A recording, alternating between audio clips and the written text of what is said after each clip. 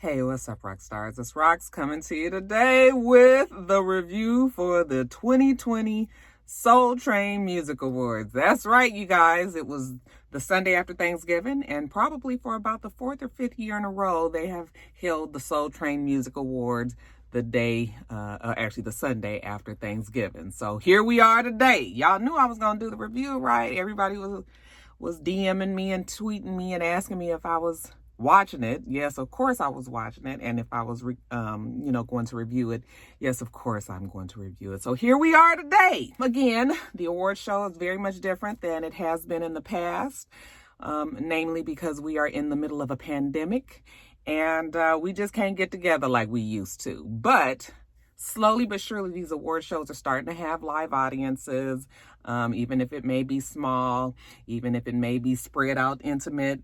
Even if everybody is wearing their masks, you start to get a little bit more of the feel of the old award show process, the old award show setup. So this year, again, we have Tisha Campbell and Tashina Arnold, the modern day Abbott and Costello, if you will. Actually, those two really have great chemistry together. When you think of one, you think of the other. I think they are executive producers for the show, along with Erykah Badu, I believe. I didn't look at the credits, but I know that's what it was last year. I'm assuming it's the same this year. And they do well, you guys. They do well as hosts. Yes, very corny. Yes, very over the top. But that kind of is their shtick, and we are used to that. It was cool. This opening was very much like the one last year where, they kind of joke with each other. They play off of each other. The running joke this year was Tisha Campbell's divorce. They brought that up quite a bit. And Tashina, now that she's single, and I guess has been for a minute now, her being kind of the tiger, the woman that's going, or the cougar, is that the word? Going after all the young men or whatever. So it was cute, I guess Meg Thee Stallion's Savage is the song to do an opening to, right? Because just like Taraji P. Henson did for the American Music Awards, these two did a little dance to that song in the opening act as well. So, but it was cute. It was all good. They looked good. Tisha, everybody is older. So, we gonna get the older versions, but they are very much still the way that they have always been. A little manic, a little extra, like I said, over the top. But I think they do well as hosts. They had the little girl. I think she must have been went viral singing a Mary J. Blige song. I like what you see when you're looking at me when you're walking across the mirror. I had to think of the song, you guys. Did a little play on you about to lose your job, And so they did a cute little thing. The theme again was, I am woman, hear me roar, phenomenal woman, strong woman, savage, that whole thing. So it was all good, you guys. I like those two as hosts. What do you guys think as them two being hosts? I think their opening act outfits were, I think it was costumey. So I don't know if they were trying to be fashionable in that, because they were doing, they were acting a scene. So, but I thought that they actually looked good. Everybody looks good. So, yeah, COVID size room. Audience way more, like I said, spread out, intimate, all over the place. Of course, they had the real awards audience soundtrack running in the background, so it wouldn't sound like it was just 18 people just clapping and cheering. You still got the same feel that you were watching an awards show. So smaller, but still good, you guys. A very, very good, well put together show. The way that we do these things is we talk about the awards. We're going to talk about the Soul Cypher. We are going to talk about the performances, and then we're going to talk about the special award that was given to our girl Monica, who is the Soul Train, what is it called? Lady of Soul Award. Don't they usually give away 2 awards for that? Don't they usually have a living legends, and then they have a Lady of Soul? Okay, I don't remember. But anyway, you guys, let's get to it, shall we? All right, you guys, before I start that, let's talk about the community. You know, they always do some little community outreach. This time it was Anthony Hamilton's. He has a foundation called the Taste Foundation, and it is to feed hungry people around the United States. So good for him. This was the only thing, I really think that this was the only foundation that they spotlit in the whole awards ceremony. Usually, well, this ceremony was only two hours long. I know usually on the BET Awards and stuff, they have more, but maybe they just wanted to make sure they got one in and then that was it. So it was Anthony Hamilton's Taste Foundation. Okay. But yeah, let's get on to the presentation of the awards. All right, you guys, true to form, we got 3 awards that was given out. 3 awards on an award show. So I'm going to tell you what they were. The first was the Soul Train Certified Award. I don't even really know what this means. Certified what? It almost felt like it was something that they made up because, you know, they didn't want to upset the balance. We know that Monica was receiving her Legend Award, so we had to do something about Brandy because she was the one who won. Okay, we had Brandy and Nico from P-Valley. You guys know Mercedes and Uncle Clifford. They were the ones who actually presented the award. Brandy won, like I said. I don't know what we are certified as. I mean, definitely, if we just gonna be calling it, you know, her the greatest singer, one of the greatest singers to ever do it, then yeah, I guess she's certified with that. But yeah, I was like, what does certified award means? But okay, Brandy looks good, you know, and I mean, I love Brandy. We've had to love her from a distance, but still gotta love Brandy. We'll talk about her performance a little later. So that was the first award that they gave out. The second one was presented by Nnamdi. I'm not even going to butcher his last name. It's an African last name, and Tessa Thompson. Okay, they are going to be in the new movie Sylvie's Love. Actually looks like it's really good.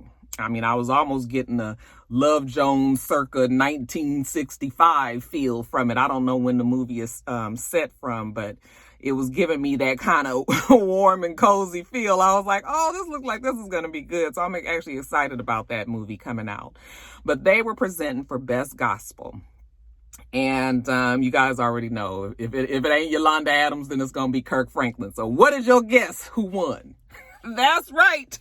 God's littlest Christian, Kirk Franklin. He did win, and he wasn't there. He was at home, but you know, he was standing next to his fireplace. My husband was like, oh, dang, look how big his fireplace is. I was like, that's probably just regular size.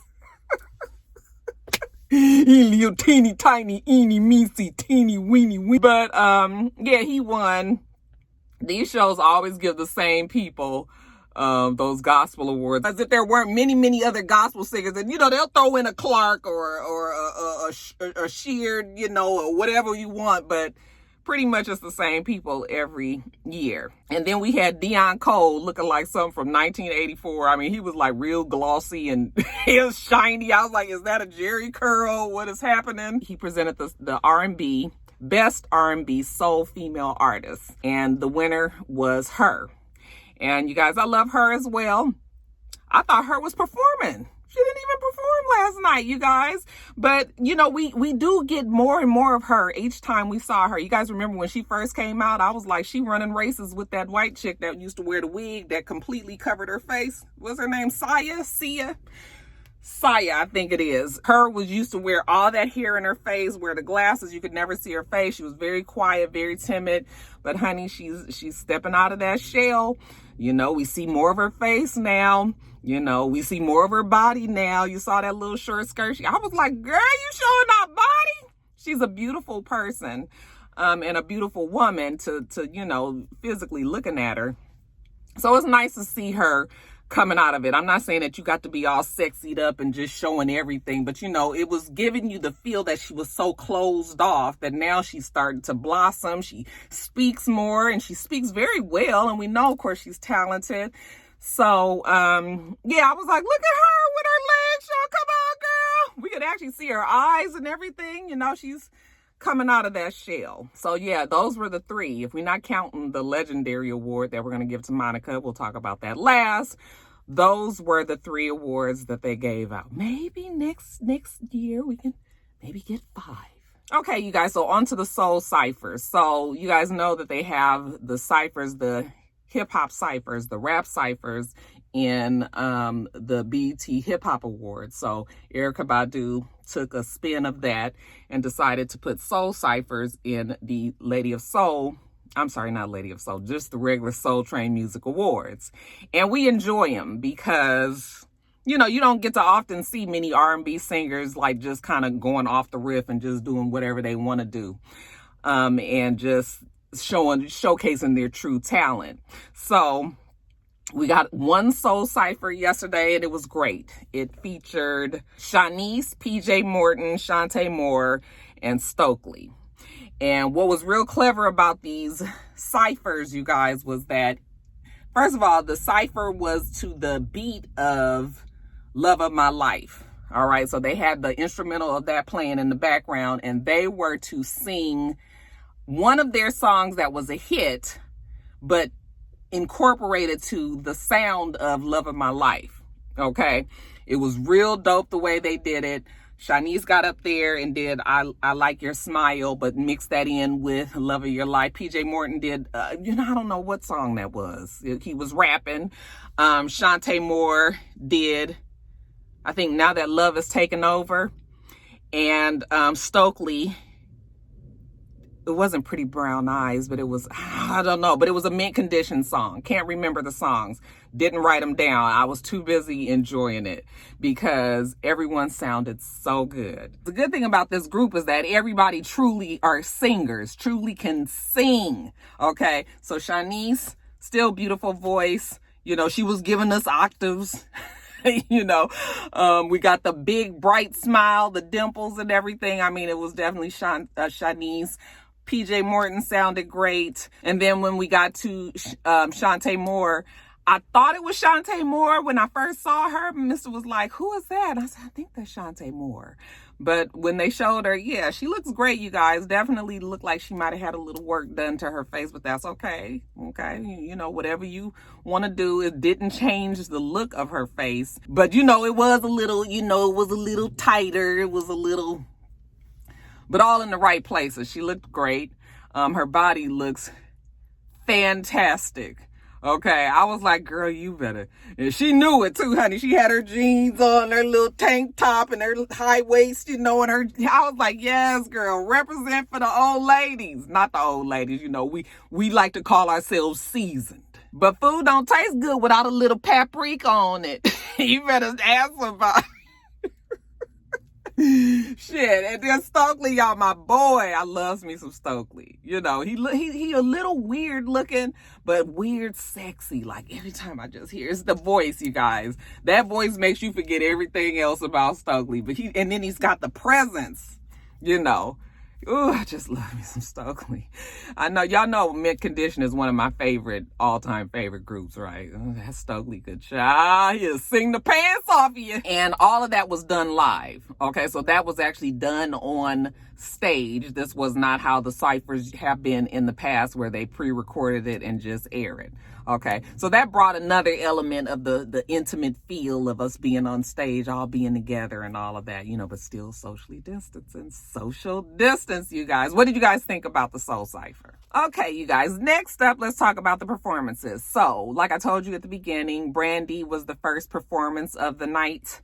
If we didn't count the opening act, of course. Brandy was the first performance, and what do we call her? The vocal Bible. Okay, the girl is a genius. Y'all know I don't really like that album of hers, but you can't help but not love whatever Brandy does if it's live. I'm talking about in the best way, she gonna fuck that song. Whatever she is singing, she is going to, ooh. I was like, yes, Brandy. I mean, those octaves and the notes and the way that she runs and she finds a note that you wasn't even expecting her to go to. When it's all so svelty and so smooth and it just takes you somewhere else. And not many people can do that. Definitely not in this day and age. Like nobody kind of really hones their craft. I mean, I won't say that. There are many good singers out there, but they are not as known as this whole hypersexualized time that we're in right now. So that Brandy sounds great. Okay, I love this whole new look Brandy's got, just kind of boho. She's always been like that, or she's been like that for a while now. But I was appreciating the look, the big black regal robe with the big full fluffy ruffle on the bottom and the long braid or the twist, it was just like, claim that stage, Brandy. Do it! She sang a few songs from that album. I don't know the songs because I don't really listen to that album. But when she finished, how about she dropped the mic? I was just like, yeah, like I said, claim the stage, Brand. Do that, sis. Okay, then we had Ella Mai. She sang, I don't know the song. You guys told me the name of it. It's called Not Another Love Song. And, it was cool. It was Ella Mai. That kind of one note. She always stays around that one note. You don't really see Ella Mai anymore. I guess because she doesn't have anything out, or maybe she has something out. And you don't see nobody no more, I guess, with COVID, but she sounded good. Next, you guys, we had Jasmine Sullivan. This was a pre-recorded performance. And I love the feel of it. It was all that whole kind of like she was a singer and 60s era, had her hair done up with the chignon and the hair down, kind of reminds you of the whole Supremes look from back in the day. And when I tell you she killed this song. Lost One. Okay, that's her new song. I don't think she has the album out yet, but she sang that song. And another song, I think it's called Pick Up Your Feelings or Pick Up Your something. Pick Up Your Feelings, I believe was the name of the song. Yeah, that's another one who can, every time Jasmine Sullivan sings, it just touches my soul. That's another one who can do some runs for your ass, okay? And they don't sound bad. She lost a lot of weight. She looks great. It did not affect her voice at all. It is still very, very soulful coming from the diaphragm. She's able to do all of the, I was like, do it, girl. And then y'all saw the little spin on it. She was singing to the white guy who was actually, I guess, supposed to be her man. We didn't have Dante. We had Mitch. She was singing to him, and I just love the way they kept that camera tight up on her face, and we saw the eyelashes, we saw the expression and the drama, and then they had to drag old Mitch out. And, it was good. Enjoyed her performance. Then we had Jimmy Jam and Terry Lewis. You guys, they introduced Lucky Day. And I guess Lucky Day was one of the, I meant to tell you guys about the Amplified stage artists, but it's not surprising that I would forget about it because they give them about 2.5 seconds to sing their song. I said, you better do your best work in this first minute because, honey, they're going to cut them off. But, so we'll talk about them later. But he was an Amplified artist from last year. And I guess Jimmy Jam and Terry Lewis, I think they gave them one of the legendary awards last year. So they saw him and I guess they were interested and they took him under the fold and I guess they signed him to their label. So they have a lot of faith in Lucky Day. Okay. And you could tell because Lucky Day is up on stage with Babyface. And not only that, but they are trusting him with singing a new version of Love Should Have Brought You Home Last Night. Okay, the Toni Braxton classic from Boomerang. Okay, and I mean the way that song is such a huge, magnificent hit. I couldn't imagine them letting anybody kind of redo this. But that's what I'm saying. Like they really have faith in this Lucky Day kid, and he's talented. And the song was cool enough. They jazzed it up. Sped it up a little bit. Love Should Have Brought Your Ass Home Last Night. That was what Halle Berry said in the actual movie. But I was just like, okay. Babyface is up there. He's playing the guitar. He's singing backup for him. He sings the bridge, Oh, baby, why? Just the same. You didn't me here. Oh, baby, you got to believe it, that you'll always be with me. I know it don't sound good. I'm not trying to sound good, you guys. But, and Babyface gave us that for real falsetto. I was like, look at you bringing it up. bringing it up, Babyface. I know he's always had like a soft, high voice, but he was really on falsetto for real on that part. I wasn't sure how I felt. Maybe because we so protective of love should have brought you home last night. That shit is real wobbly, huh? I had coffee this morning, y'all, so it might be a little extra. But yeah, I was just like, Lucky Day sounds great. I'm just gonna leave it. I mean, what did you guys think? Do you get what I'm saying? Like, we love Toni Braxton so much that we just real protective of that song. So, I'm not sure if I'm gonna be open to it, but it was cool enough. I didn't go like, oh God, what is he doing? And so that's usually a good measurement that the song went okay. So after that, we had CeeLo with his short arms. He got up there and did Don't You Go Go. And baby, it was a bop. Y'all know I don't really like CeeLo like that, but I was just like, yeah, it was real high energy like go-go music will be, and he had on his vest, long vest, and full wide pants, and beads and shit. I was like, dude, he got on deodorant, you could tell there was a little funk going on there. Yeah, the song was jamming. I will admit the song was jamming, and even mixed in a little bit of doing the butt in there, so I was just, and CeeLo is talented. Like the other day I was listening to Crazy, the song, he had when he was in that other group. Can't think of the group right now. Was that a group? Him and the guy. But anyway, the words to that song, I finally just read the words to the song, and I was like, this is some good shit here. Y'all ever read the words to Crazy? Oh, it's deep. And I was just like, man, I've never even, you just enjoy the song. You don't never really listen to the words like that, but it's good. So yeah, it definitely was I was like, okay, even Mr. said that shit was jamming. Then we had, we took it on back home, y'all, and we had Charlie Wilson and Smokey Robinson. They got out there and they have some song together. All right.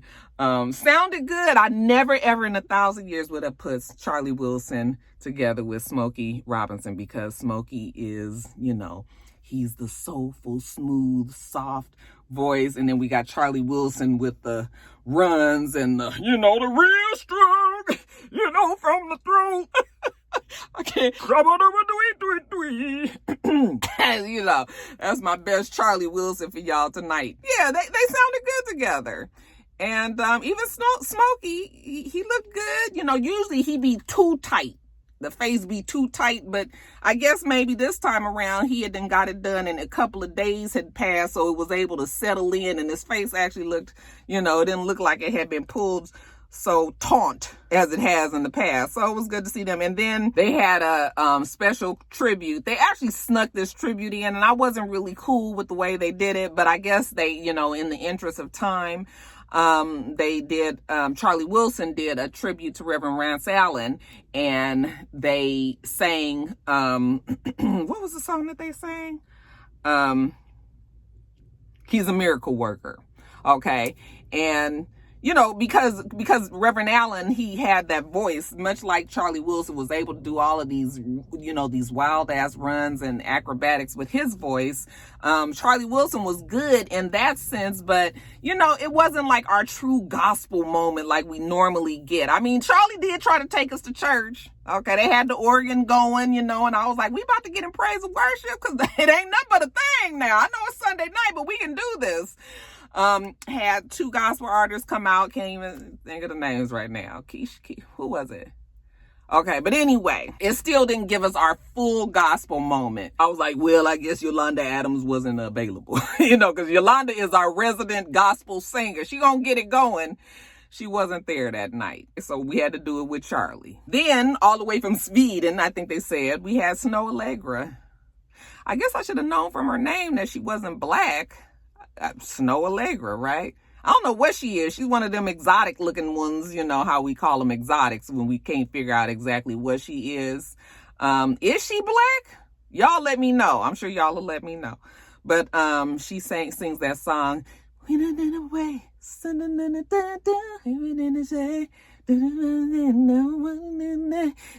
right next to you.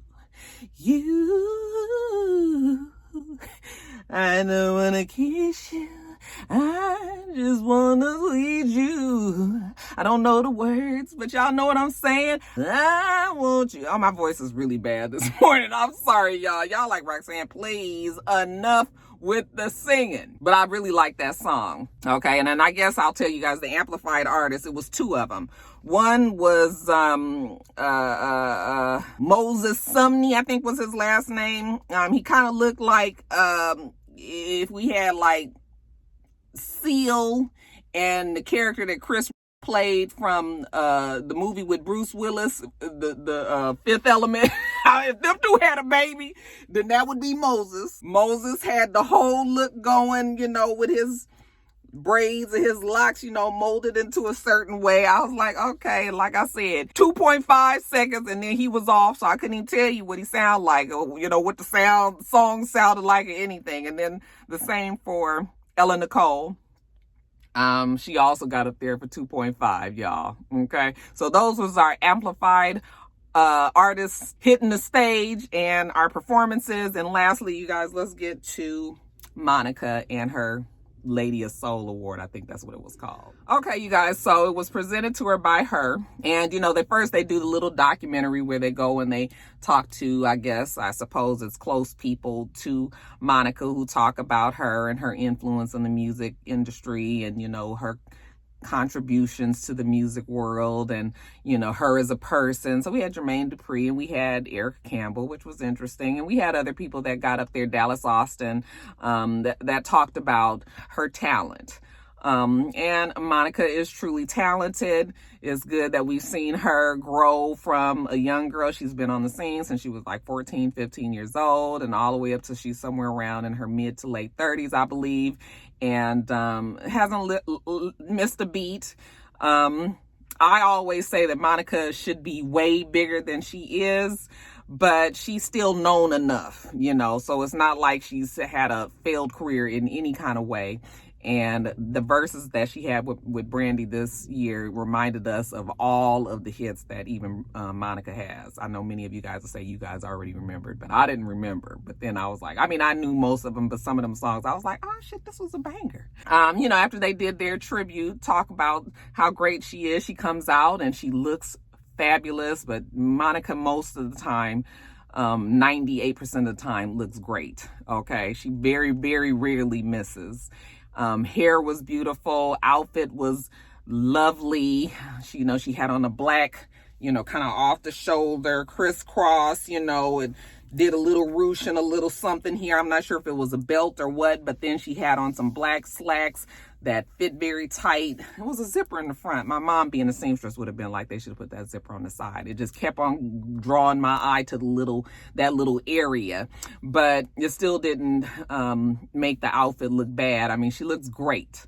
Okay, you couldn't tell that she had 3 kids at all. All right, and then she got up there and she sang like she does, and she sounded good, and she did a medley of a bunch of her different songs. You're everything to me, just one of them days, never meant to cause you no pain, oh baby, angel of mine. And then she did some song with that she has out now. I don't know the name of the song. You know, she does it with one of these young rappers. Is it Young Thug? Seemed like Young Thug is in everybody's song. I don't know if it's Young Thug, but anyway, she did one of those. I was just like, I don't know this song, but okay. And then she closed it up with you make me feel so, you know, so gone. And she worked it out. Okay, was sexy up on that stage, was getting low. I was like, look at Monica. We don't see her do too much moving like that on the TV. I ain't never seen her live, but yeah, she sound good. It was good to see her up there. You know, for the most part has escaped a lot of scandal, still standing. So good for her. Y'all saw what I did there. Anyway, you guys, so that was it. That was it for the Soul Train Music Awards 2020. Hopefully next year we'll be back to a more normal audience, but I was cool with the way that they did this. Didn't feel like I was missing out, you know, on the whole awards live audience feel at all. You guys let me know what you thought about it, though. The good, the bad, the ugly. Y'all leave it below. Okay, you guys, that review went much longer than I thought it would. I'm missing Let's Make a Deal. Shit. Y'all know I'm an old lady. Anyway, let me get on. I still got to do Real Housewives of Potomac. Make sure that you rate, comment, and subscribe to the channel. I'm itsrox. The channel is for itsrox, and everything else I do will be in the bottom bar. All right. So I hope that you have a wonderful, wonderful rest of your day, and I plan on doing the same. Till next time, rock stars. Bye.